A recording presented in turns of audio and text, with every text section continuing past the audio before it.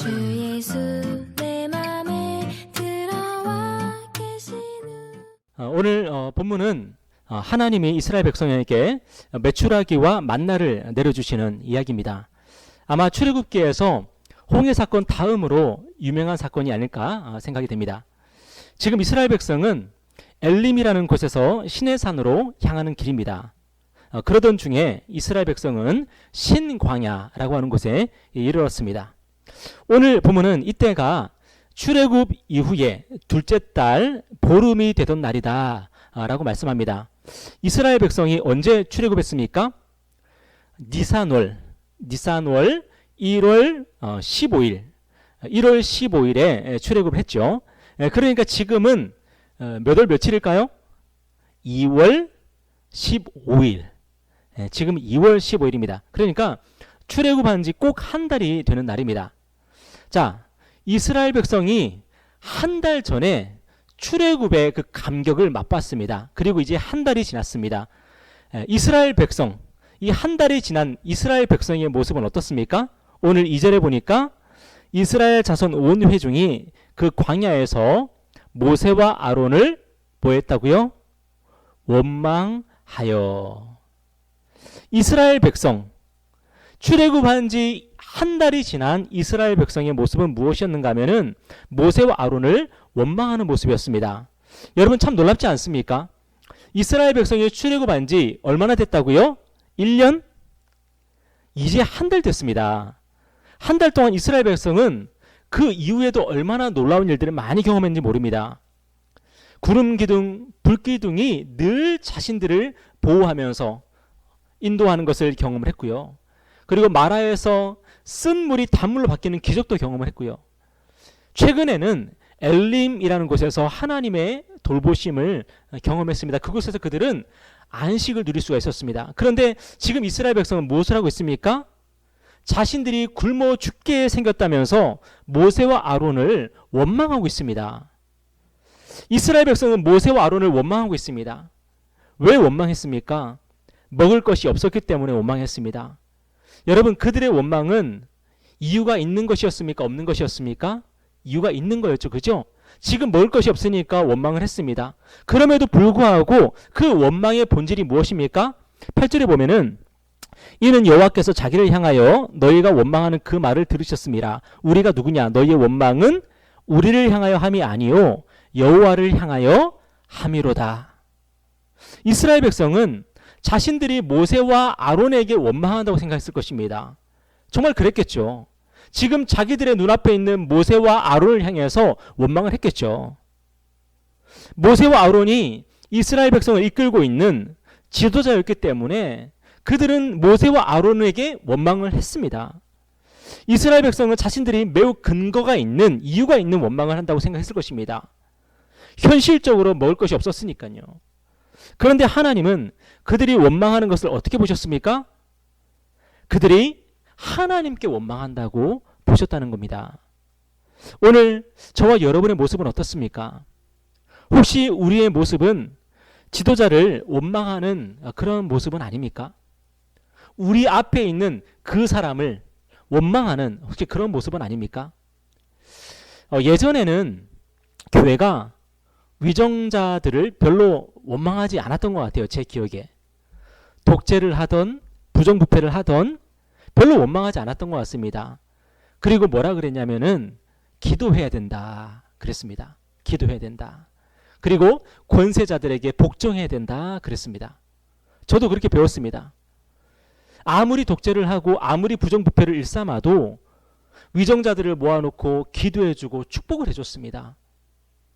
혹시 민주화 운동을 하는 사람들을 보면 혀를 차거나 손가락질을 했습니다. 그런데 오늘날은 또 정반대입니다. 우리 마음에 들지 않는다고 해서 원망하고 욕하고 심지어 불순한 행동도 과감하게 합니다. 여러분, 도대체 하나님이 기뻐하시는 우리의 모습은 어떤 모습이겠습니까? 위정자를 향해서 굽신굽신하면서 위정자들이 아무리 잘못해도 기도해주고 축복해주는 그것을 원하실까요? 아니면 위정자가 잘못한다, 위정자가 내 마음에 들지 않는다 그러면은 욕하고 때려 부수는 그런 것을 원하실까요? 여러분, 하나님은 우리에게 무엇을 요구하시냐면은 기본적으로, 가장 기본적으로 하나님께서 우리에게 바라시는 모습은 뭐냐면 우리를 이끌어가는 지도자들, 위정자나 교회 지도자를 향한 존경심을 가져야 된다고 말씀을 하십니다. 그 존경심을 우리가 잃어버리면 안 되는 거죠. 왜 그렇습니까? 그 사람에 대한, 그 인간에 대한 존경심이라기보다는 하나님께서 세우셨다라고 하는 그러한 종류의 존경심을 우리가 늘 유지하고 있어야 되는 것입니다. 여러분, 목동 참교회에 제가 담임 목사로 있지 않습니까? 사실 제가 여러분보다 잘나서가 아니고, 제가 어여뻐서도 아니고, 돈이 많아서도 아니고, 그냥 하나님께서 목동 참교회의 담임 목사로 저를 세워주셨습니다. 여러분 뭐 인정하기 싫으셔도 하여튼 지금 그렇습니다. 여러분, 그렇다면 제가 잘나진 않았지만 우리가 무엇 때문에 담임 목사에 대한 존경심을 가지려고 합니까? 전병규라고 하는 그 인간이 잘났기 때문이 아니죠. 목동 참교회의 담임 목사직을 하나님께서 세우셨다라고 하는 그 믿음 때문에 존경심을 가지려고 하는 거죠. 교회 지도자뿐 아니라 위정자들에게도 마찬가지입니다. 우리가 위정자들에 대한 기본적으로 존경하는 마음이 가져야 되는 이유가 뭐냐면 하나님께서 그 자리에 그 사람을 세우셨다라고 하는 것 때문에 그렇습니다. 때로는 한 인간이기 때문에 싫은 면모가 있고 또 약한 면모가 있고 우리 눈살을 찌푸리게 만드는 그런 면모도 있겠죠. 그렇지만 우리 안에 누구 때문에 그 사람을 향한 존경심을 기본적으로 가져야 됩니까? 하나님 때문에, 그를 그 자리에 세우신 하나님 때문에 우리가 기본적으로 존경심을 가져야 되는 거죠. 물론 그 사람이, 지도자가, 위정자들이 잘못한다면 그 잘못에 대해서 우리는 지적을 해야 되고 용기 있게 말할 수 있어야 됩니다.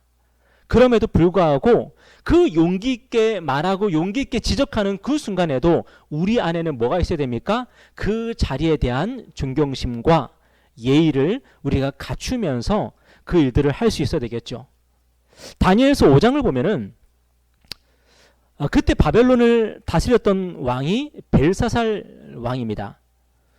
당시 벨사살 왕은 흥청망청 하고 있었습니다. 그는 술맛을 돋구기 위해서 예루살렘 성전에서 탈취한 금그릇, 은그릇까지 사용했습니다. 그러니까 예루살렘 성전에서 탈취한 금그릇, 은그릇을 가지고 술을 마시면서 자신들이 예루살렘을 정복했다는 그 승리의 기분을 만끽했던 것입니다. 일종의 변태짓을 했던 거죠. 그때 갑자기 사람의 손가락들이 나타납니다. 사람의 손가락들이 나타나더니 그 손가락들이 벽에 글을 쓰기 시작하는데, 글자를 쓰기 시작하는데, 그걸 보면서 거기서 술 마시고 흥청망청하던 모든 사람들이 공포에 사로잡힙니다. 물론 벨사살 왕도 공포에 사로잡힙니다. 여러분, 그 글자가 무엇이었습니까? 아무도 그 글을 해석할 수 있는 사람이 없어가지고 다니엘이 호출을 받아 옵니다. 이 다니엘이 벨사살의 호출을 받고 와서 이렇게 해석을 해줍니다. 메네 메네 데겔 우바르신. 메네는 하나님이 이미 왕의 나라의 시대를 세워서 그것을 끝나게 하셨다 함이요. 데겔은 왕을 저울에 달아보니 부족함이 보였다 함이요. 베레스는 왕의 나라가 나뉘어서 메대와 바사 사람에게 준바되었다 함이니이다. 여러분, 이 이야기의 결론이 뭡니까? 다니엘서 5장에 보니까 그날 밤에 갈대아 왕 벨사살이 죽임을 당하였고 메대 사람 다리오가 나라를 얻었는데 그때의 다리오는 62세였더라. 여러분, 이렇게 바벨론 제국이 그날 끝장이 났습니다. 저는 벨사살 왕이 예루살렘 성전의 그릇으로 이 술 마신 게 이게 결정적인 화근이었다고 생각을 해요. 이게 하나님의 영린을 건드린 것 같아요. 이것만 아니었으면 하루 이틀은 더 연장되지 않았을까, 그렇게 생각을 해봅니다. 여러분, 제가 왜 이 말씀을 드립니까? 우리가 위정자들에 대해서, 그리고 교회 지도자들에 대해서 그럼에도 불구하고 존경하는 마음을 잃지 않을 수 있는 이유는 뭐냐면 하나님이 계시기 때문에 그렇습니다. 하나님이 지금도 통치하시고 다스리기 때문에 그렇습니다. 여러분, 우리가 믿는 하나님은 어떤 분이십니까? 지금 이 세상을 실질적으로 통치하시는 분이십니다. 우리 하나님의 손에서 이 세상이 벗어나는 날이 없어요. 우리 하나님께서 이 세상을 처음부터 끝까지 붙들고 계세요. 하나님이 우리를 보시면서 좋아요 누르면 우리가 사는 거고요. 하나님이 우리를 보시면서 삭제 버튼을 누르면 우리 죽는 거예요. 그러므로 우리가 원망하고 싶을 때 어떻게 해야 합니까? 가장 기본적으로 하나님께 기도해야 되겠죠. 그죠? 왜 그렇습니까? 하나님께 기도해야 되는 이유는 뭐냐면 하나님께서 지금 이 세계를 다스리고 계시기 때문에 그렇습니다. 혹 우리가 윗사람에게 직언을 해야 될 때 어떻게 해야 됩니까? 하나님께 윗사람에 대한 존경심과 말의 지혜를 달라고 기도해야 되겠죠. 그리고 아무리 때려 부수고 싶어도 아무리 욕을 하고 싶어도 그 윗사람을 향한 존경심을 우리가 잃어버리지 않을 수 있는 이유는 뭐냐면 하나님께서 그 사람을 어떻게 하고 계세요? 세고 계세요. 그리고 하나님이 그 사람을 지금 달아보고 계세요. 그리고 하나님이 뭐 누르면 살고 좋아요 누르면 살고 하나님이 삭제하면은 그 사람은 끝나는 거예요. 여러분 믿으십니까? 우리가 위정자들에 대해서 교회의 지도자들에 대해서 우리가 존경하는 마음을 가질 수 있는 이유는 뭐냐? 바로 하나님이 진정한 통치자이시기 때문에 그렇습니다. 여러분 우리가 하나님을 믿기 때문에 그렇게 할 수가 있는 거죠. 여러분 원망과 기도는 공존할 수가 없습니다. 원망하는 사람은요 기도하지 않는 사람이에요. 여러분 혹시라도 정말로 기도하면서 기도의 삶을 살고 있는데 여러분 원망이 되시던가요? 기도하는 사람은 원망하지 않습니다. 원망하는 사람은요 그 사람은 기도하지 않기 때문에 원망하는 거예요. 그 사람이 기도한다 하더라도 그 기도는 진짜 기도가 아니에요. 우리가 아까 기도를 공부하면서 무엇을 배웠습니까? 기도에 뭐가 제일 중요하다? 기도에 감사가 제일 중요하죠. 그죠? 내 기도가 진짜 기도인지 아닌지 알려면은 내 기도에 감사라고 하는 그 핵심이 있느냐 없느냐 보면 알 수 있거든요. 여러분 내 기도가 진짜 기도고 내 기도가 감사하는 기도인데 거기에 내 삶에 원망이 있을 수 있겠습니까? 하나님이 살아계시고 하나님이 이 세상을 통치하시고 지금도 저와 여러분을 인도하고 계십니다. 여러분 믿으십니까? 때문에 원망할 필요가 없는 거예요. 때로는 나의 과거를 회상하면서 나 자신을 원망하지 않습니까? 때로는 나의 어린 시절을 생각하면서 우리 부모님을 원망할 때도 있고요. 나의 형제들을 원망할 때도 있어요. 여러분 그럴 필요가 없습니다. 왜 그렇습니까? 지금 우리와 누가 함께하고 계세요? 지금 우리 주님께서 지금 우리와 함께 하시잖아요. 그죠? 아무리 원망할 일이 생각이 나더라도 우리 주님은 어떤 분이십니까? 우리 주님은 모든 것을 합력하여서 뭐로 바꾸시는 분?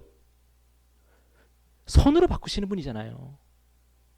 나의 그 뼈아픈 실수까지도 선하게 바꾸시고요. 나의 눈물 나는 과거도 선한 것으로 바꾸실 수 있는 하나님이세요. 우리가 그 하나님을 믿기 때문에 우리가 기도하는 거고요. 우리가 감사하는 거고요. 우리가 원망하지 않을 수 있는 거고요. 그래서 우리가 하나님을 신뢰하면서 우리가 묵묵히 한 걸음 한 걸음 감사함으로 나아갈 수가 있는 거예요. 이스라엘 백성은 원망했습니다. 왜 원망했다고요? 하나님을 믿었어요? 안 믿었어요? 하나님을 안 믿었으니까 원망한 거예요. 때문에 그들은 하나님께 먹을 것을 구하기보다 모세와 아론을 원망한 거예요. 그들이 하나님을 믿었다면 먹을 것이 없었을 때 뭐 했을까요?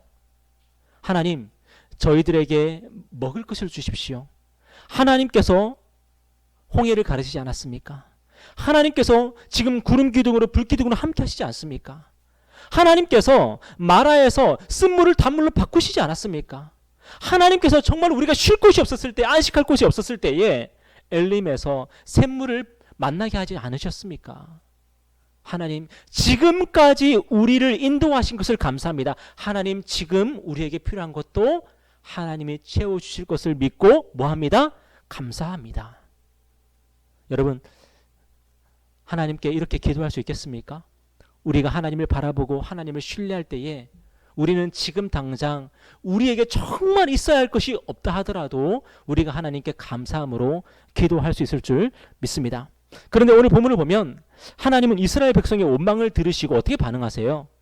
이스라엘 백성이 하나님을 믿지 않고 하나님을 신뢰하지 않고 모세와 아론에게 원망했어요. 그럴 때에 하나님께서 어떻게 반응하셨습니까? 우리 4절 말씀 한번 읽어볼까요? 자, 그때에 여호와께서 모세에게 이르시되 보라 내가 너희를 위하여 하늘에서 양식을 비같이 내리리니 백성이 나가서 일용할 것을 날마다 거둘 것이라. 이같이 하여 그들이 내 율법을 준행하나 아니하나 내가 시험하리라. 하나님은 이스라엘 백성에게 뭐 해야 돼요? 정상적이라면 보복해야죠. 그죠? 이 백성들이 하나님을 믿지 않았어요. 하나님을 불신했어요. 그러면 하나님이 이스라엘 백성에게 보복을 해야 되는 거 아닙니까? 그런데 오히려 이스라엘 백성이 필요로 하는 것을 공급해 주십니다.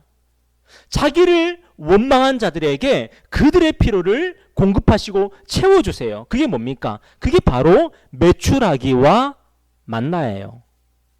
그게 바로 메추라기와 만나예요. 오늘 본문을 보면서 우리가 뭘 알게 됩니까?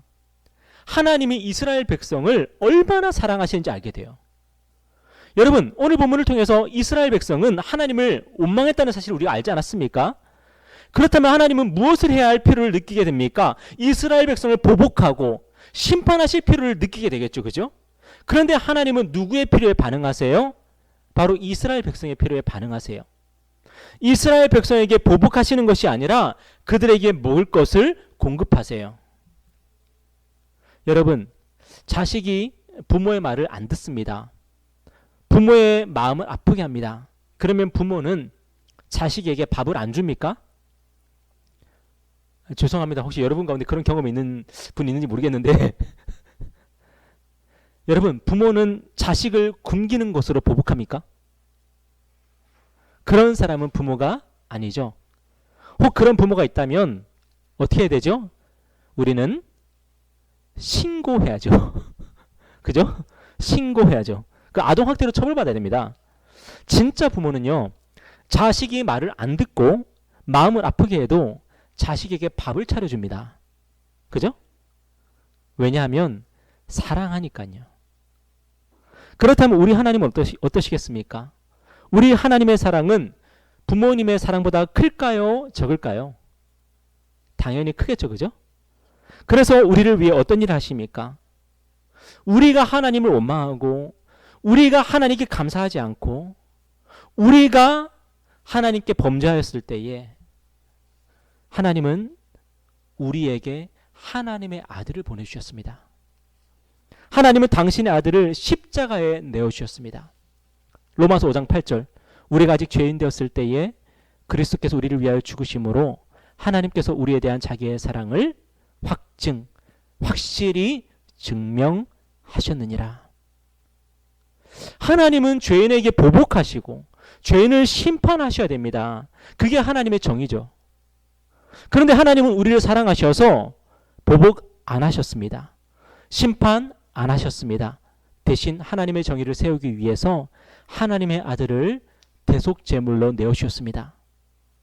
여러분, 하나님이 우리를 사랑하신 것은요, 우리가 예뻐서도 아니고 우리가 잘해서도 아닙니다. 우리에게 하나님께 사랑받을 만한 어떤 요소가 있기 때문이 아니에요. 하나님이 우리를 사랑하신 것은 하나님 마음이에요. 그거 우리가 왜 우리를 사랑하는지 우리가 잘 몰라요, 사실은. 하나님이 우리를 보복하지 않으시고 우리를 심판하지 않으시고 우리를 사랑하시기로, 우리의 죄를 덮어주시기로 하나님이 그렇게 결정하신 거예요. 우리는 하나님의 사랑을 받을 아무런 이유나 자격이 없는 사람들입니다. 그런데 하나님이 예수 그리스도 안에서 우리를 사랑하시기로, 용서하시기로 스스로 결단하셨습니다. 누구의 영향을 받아서가 아니에요. 여러분, 오해하지 마세요. 누구의 영향을 받아서가 아니라 하나님께서 그렇게 결정하신 거예요. 여러분, 하나님이 우리를 용서하지 않으려고 했는데, 우리를 심판하고 우리를 영원히 형벌하시기로 하셨는데, 혹시라도 예수님의 기도 때문에 우리를 용서하셨습니까? 하나님 아버지는 우리를 진멸하려고 했는데 예수님이 혹시라도 예수님이 아버지 한 번만 용서해 주세요 아버지. 그래서 하나님이 우리를 용서하셨습니까? 아닙니다. 우리를 사랑하기로 우리를 용서하기로 누가 결정하셨습니까? 성부 하나님께서 결정하셨어요. 그리고 예수님은 하나님의 사랑과 하나님의 용서를 자기 생명을 바쳐서 이루어내시는 거예요. 왜 하나님은 우리 같은 죄인들을 사랑하실까요? 어떤 찬송가는 이렇게 노래했더라고요. 왜 날 사랑하나 왜 날 사랑하나 왜 주님 갈보리 가야 했나 왜 날 사랑하나. 여러분, 하나님이 우리를 사랑하신 이유와 그 근거를 우리 안에서 찾으면요 찾을 수가 없어요. 맨날 우리는 노래 불러야 돼요. 왜 날 사랑하나 왜 날 사랑하나 맨날 이런 노래 불러야 돼요. 그 사랑의 근거는 누구한테 있습니까? 하나님 안에 있습니다. 하나님 안에 우리를 사랑하신 그 사랑의 근거가 있어요. 그것은요 하나님의 뜻이고 하나님의 자유고 또 하나님의 마음이고 하나님의 결정이에요. 그런데 분명한 것이 있습니다. 하나님이 우리를 사랑하신 목적은 무엇일까요? 하나님이 우리를 사랑하신 목적 무엇일까요? 그것은 바로 우리를 훌륭하게 만드는 거예요. 하나님이 왜 우리를 사랑하셨는가? 하나님이 왜 날 사랑하셨는지 그 이유와 근거는 모르겠지만 그것은 하나님 안에 있는 것이지만 그 사랑의 목표, 그 사랑의 목적은 분명합니다. 그게 뭐냐면 우리를 훌륭하게 만드는 거예요. 여러분 믿으십니까? 하나님이 여러분 사랑하세요? 하나님이 여러분 사랑하세요? 여러분 믿으십니까? 그렇다면 하나님은 여러분을 어떻게 만들기를 원하실까요? 하나님은 여러분을 훌륭하게 만들기를 원하세요. 하나님은 여러분을 거룩하다 하시고 하나님은 여러분을 훌륭하다 하시고 하나님은 여러분을 아름답다 하시고 그 다음에 하나님은 뭘 하시냐면은 우리를 거룩하게 만들어 가시고요. 우리를 훌륭하게 만들어 가시고요. 우리를 더욱 아름답게 만들어 가세요. 오늘 4절 말씀 한번 다시 한번 볼까요? 그때 여호와께서 모세에게 이르시되 보라 내가 너희를 위하여 하늘에서 양식을 비같이 내리리니 백성이 나가서 일용할 것을 날마다 거둘 것이라. 이같이 하여 그들이 내 율법을 준행하나 아니하나 내가 시험하리라. 하나님은 이스라엘 백성에게 보복하시는 대신 그들의 필요를 채우셨습니다. 공급하여 주셨습니다. 그래서 무엇을 주셨습니까? 메추라기와 만나를 비같이 내리셨습니다. 그런데 그것으로 끝이에요? 아니에요? 그것으로 끝이 아니에요. 하나님을 채우시고 하나님이 공급하시는 것으로 끝이 아니에요. 그 다음 순서가 있는데 그게 뭐냐면 하나님은 이 메추라기 이 만나를 통해서 이스라엘 백성을 교육하시고 이스라엘 백성을 훈련하시기로 하셨어요. 왜요? 하나님의 목표는 단순히 이스라엘 백성의 배를 채우는 게 아니에요. 이스라엘 백성의 필요를 채우시고 공급하는 게 아니에요. 하나님의 더 큰 목표가 있는데 그게 뭐냐면 이스라엘 백성이 하나님의 백성답게 훌륭해지는 거. 하나님의 교육과 하나님의 양육과 하나님의 훈련을 통해서 이스라엘 백성이 성장하고 성숙하고 그래서 훌륭해지고 아름다워지는 거. 이게 바로 하나님의 최종 목표인 거예요. 그래서 하나님께서 어떤 규칙을 주셨습니까? 하나님이 내려주시는 양식을 거둘 때에 매일 며칠분을 거둬야 돼요? 하루치. 오늘 일용할 양식만 거둬야 돼요. 오늘 먹을 양식만 거둬야 돼요. 그리고 6일째는 몇 일치를 거둬야 돼요? 이틀치를 거둬야 되죠. 왜요? 제7일에는 안식해야 되기 때문에 제7일에는 쉬어야 되기 때문에 6일째는 이틀치를 거두게 하셨습니다. 여러분 하나님은 당신을 원망하는 이스라엘 백성을 심판하지 않으시고요. 대신 이스라엘 백성을 뭐 하기로 결정하셨습니까? 얘네들이 아직 잘 모르는구나. 얘네들이 아직 배우지를 못했구나. 내가 너희들을 가르칠게. 내가 너희들을 가르쳐서 잘하게 할 거야. 성숙하게 할 거야. 그리고 훌륭하게 만들 거야. 우리 하나님은 그렇게 하기로 결정하신 거예요. 여러분, 노블레스 오블리주라는 말이 있습니다. 무슨 말입니까? 프랑스 말로 귀족은 의무를 진다. 그런 뜻이죠.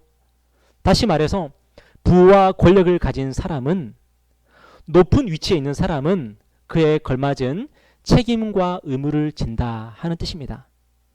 그런데 프랑스에서 이 말이 나온 이유가 뭡니까? 정상적인 상황들이 계속되었다면 이 말이 나올 필요가 없죠. 그죠? 뭔가 문제가 있었기 때문에 이 말이 나오지 않았겠습니까? 프랑스에서 이 말이 나온 이유는 뭐냐면 귀족들이요, 사회적인 책임과 의무를 저버리고 사치와 향락을 일삼았기 때문에 결국에는 프랑스에서 무슨 일이 일어나요? 프랑스 대혁명을 비롯하여서 크고 작은 혁명들이 계속 일어나죠. 그죠? 성난 시민들이 귀족들을 죽이고 그들의 재산을 약탈하는 일들이 막 반복해서 벌어지지 않았습니까? 지금도 프랑스에서는 부자들이요, 부자인 티를 안 낸대요. 차도 허름한 거 타고 다니고 시계도 안 비싼 거 차고 있고 옷도 대충 걸치고 다닌대요. 여러분 왜 그런지 아십니까? 자기가 부자라는 게 밝혀지면 사람들이 나를 어떻게 할지 불안하기 때문에 지금도 프랑스에서는요, 부자들이 허름하게 하고 다닌대요. 여러분 왜 그렇습니까? 귀족이 귀족답지 않았기 때문에 이런 웃지 못할 일들이 일어난 거 아니겠습니까? 오늘 한국교회가 바로 그런 모습인 것 같아요. 한국교회라고 말할 필요도 없습니다. 바로 저와 여러분이 그런 모습 아닌가 싶습니다. 교회는 나는 하나님의 백성이야, 나는 하나님의 자녀야, 이 신앙 고백이 얼마나 추천한지 몰라요. 여러분 그렇다면 과연 우리는 하나님의 백성으로서 노블레스 오블리주를 실천하고 있습니까? 우리가 하나님의 백성이라고 하지 않습니까? 그죠? 우리가 하나님의 자녀라고 하지 않습니까? 그렇다면 우리는 하나님의 백성으로서, 하나님의 자녀로서 우리의 책임과 우리의 의무를 우리는 과연 잘 감당하고 있습니까? 요즘 우리 사회의 최대 이슈는 아무래도 부동산 문제인 것 같아요. 그죠? 부동산 문제는 항상 우리의 최대 관심사요 이슈가 되어 왔습니다. 그런데 저는요, 교회 중직들 중에서 부동산 투기를 하지 않는 사람을 거의 본 적이 없는 것 같아요. 투자와 투기의 차이가 뭡니까, 여러분? 투자와 투기의 차이. 투자는 다른 사람도 같이 돈 벌게 하는 게 투자죠. 그죠? 투자는 다른 사람도 같이 돈 벌게 하는 게 투자입니다. 투기는 뭡니까? 투기는 다른 사람에게 피해를 주면서 자기 재산만 불리는 게 투기입니다. 투자가 많은 나라는요, 강성해지지만 투기가 많은 나라는 나중에 망할 수밖에 없습니다. 그런데 저는 교회에서 부동산 투기하지 말라는 소리를 들어본 적이 없는 것 같아요. 여러분 혹시 들어보셨습니까? 하나님께서 굉장히 싫어하는 죄가 있습니다. 하나님이 굉장히 싫어하는 죄가 있는데 이 죄 때문에요, 유다가 망했어요. 이 죄 때문에 유다가 망했어요. 여러분 그 죄가 뭔지 아십니까? 바로 부동산 투기였어요. 부동산 투기는 하나님이 정말 싫어하는 죄예요. 이사야 5장 8절에 보면 이런 말씀이 있습니다. 가옥에 가옥을 이으며 전토에 전토를 더하여 빈틈이 없도록 하고 이 땅 가운데에서 홀로 거주하려 하는 자들은 화 있을진저. 이게 무슨 말인지 잘 모르겠죠. 그래서 제가 공동 번역으로 한번 읽어드릴게요. 아, 너희가 비참하게 되리라. 집을 연달아 차지하고 땅을 차례로 사들이는 자들아, 빈터 하나 남기지 않고 온 세상을 혼자 살듯이 차지하는 자들아. 여러분, 하나님이요, 부동산 투기하는 거 정말 싫어하세요. 하나님이 부동산 투기하는 자들 저주하겠다고 말씀하시는 거예요. 그리고 실제로 유다가 망할 때에 그 유다의 죄악 가운데, 예루살렘의 죄악 가운데 으뜸되는 죄악이 뭐였냐면은 바로 이 부동산 투기의 문제였어요. 여러분 오늘 본문에서 하나님은 이것을 뭐라고 말씀하신 줄 아십니까? 4절에 보면은 백성이 나가서 일용할 것을 날마다 거둘 것이라. 여러분 이것도요 개역 성경을 읽으면은 원래 뜻이 와닿지가 않아요. 그래서 제가 다시 한번 공동 번역으로 한번 읽어드릴게요. 백성들은 날마다 나가서 하루 먹을 것만 거두어 드리게 하여라. 여러분 교회 다니면서 부동산 투기하는 사람들은 누굽니까? 하나님의 백성으로서 노블레스 오블리주를 모르는 사람들이죠.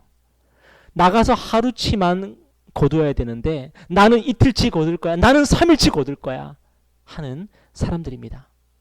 여러분 나중에 이틀치 거두고 3일치 거들고 그렇게 한 사람들이 나중에 어떻게 되죠? 그 집에 악취가 진동하지 않습니까? 왜요? 하나님께서 베풀어 주신 그 양식들이요 거기서 썩어 나가는 거예요. 여러분 하나님은 우리의 필요를 채우시는 하나님이십니다. 하나님은 우리의 필요에 대해서 공급하여 주신 하나님이십니다.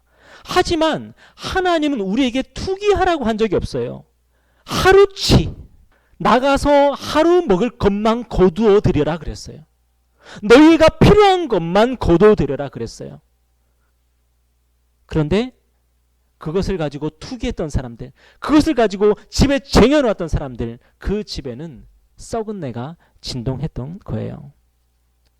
우리나라 역사를 보면 나라가 망할 때 어떤 일이 일어났습니까? 소수의 사람들이 대부분의 땅을 차지했고요. 다수의 사람들이 그래서 노비로 전락했죠. 여러분 하나님이 사랑하실 이유 하나 없는 우리를 사랑하셨습니다. 여러분 인정하십니까? 또한 우리에게 필요한 것이 있으면은 채워주십니다. 여러분 믿으십니까? 이제 하나님이 우리에게 요구하시는 것이 무엇입니까? 하나님의 백성답게 정말 하나님의 백성답게 책임과 의무를 실천하면서 품있게 살라고 우리에게 말씀하시는 거예요. 여러분 우리는 누구예요? 하나님의 백성이고 하나님의 자녀입니다. 그러면은 하나님 앞에서 우리는 귀족들입니다. 그죠? 우리가 하나님의 자녀들이면 저는 왕자고 여러분은 공주 아닙니까? 우리는 다 하나님 나라의 귀족들 아닙니까? 그러면은 귀족답게 어떻게 살라고요? 품위 있게 살고 훌륭하게 살려고요. 하나님께서 우리에게 그것을 요구하시는 겁니다. 우리가 성경 전체를 통해서 보면은 결국에는 만나는 무엇입니까? 만나는 바로 예수 그리스도입니다. 예수 그리스도가 우리의 만나시고요. 예수 그리스도가 우리의 먹을 양식이십니다. 우리는 예수를 먹으면서 살고요. 예수를 먹지 않은 사람은 다 생명을 얻지를 못합니다. 우리는 예수 때문에 사는 사람들입니다. 예수 때문에 사는 사람들뿐만 아니라 예수 때문에 세상을 다 가진 자처럼 그렇게 사는 사람들입니다. 여러분 그렇지 않습니까? 우리 안에 예수님이 계시다면 우리는 더 무엇이 필요합니까? 하나님의 백성답게 이제는 품위 있게 살고요. 우리의 책임과 우리의 의무를 감당하면서 살기를 원합니다. 하나님이 우리에게 바라시는 게 뭡니까? 매일 성실하게 나가서 거두라 말씀하십니다. 여러분 매일매일 우리가 하나님의 뜻을 쫓아서 우리가 성실하게 하나님께서 우리에게 허락하신 것들을 거두는 그런 삶을 살기를 바랍니다. 그런데 하나님께서 뭐라고 말씀하셨습니까? 거두되 며칠치만 하루치만 거둬라. 하루치만 거둬라. 세상 사람들은 어떻게 살아요? 세상 사람 눈에 보이는 것들 다 걷어갑니다. 세상 사람들은. 그렇죠? 눈에 보이는 거 다 걷어가지고 창고를 만들어 거기에 아주 빼곡빼곡 쌓아놓습니다. 내일 되면 다 썩어버리죠. 그죠? 그들의 인간성이 썩어버리고요. 그들의 영혼이 썩어버립니다. 그런데 우리 하나님의 자녀들은 어떻습니까? 내일은 누가 책임져 주세요? 하나님이 우리 아버지 하나님이 내일 책임져 주시잖아요. 그죠? 우리는 오늘 어떻게 살면 돼요? 하나님의 자녀답게 훌륭하게 품위 있게 예쁘게 사는 거예요. 내일은 하나님이 책임져 주시니까. 그렇게 우리가 살아갈 때에 저와 여러분이 그렇게 살아가면 이 세상이 변화될 줄 믿습니다. 여러분 뭐 사람들이 그렇게 얘기합니다. 우리 대한민국의 기독교인이 지금 800만이다 그렇게 얘기합니다. 그죠? 여러분 800만 명이 이제 부동산 투기 안 하면요 우리나라 집값 안정됩니다. 그렇지 않겠습니까? 우리 기독교인들만 나는 하나님의 백성이야. 나는 하나님의 자녀야. 투기하지 말자. 투기하지 말자. 그렇게 살아가면 우리는 더 이상 부동산 문제 때문에 우리나라가 어려워질 일이 없지 않겠습니까? 하나님이 우리에게 베풀어 주실 뿐만 아니라 우리에게 훌륭하게 살라고, 품있게 살라고 우리에게 말씀하시는 그 하나님의 음성을 듣고 우리가 예쁘게 훌륭하게 하나님 앞에서 살아가는 저와 여러분 되기를 주님의 이름으로 축원합니다. 우리 다 같이 기도하겠습니다.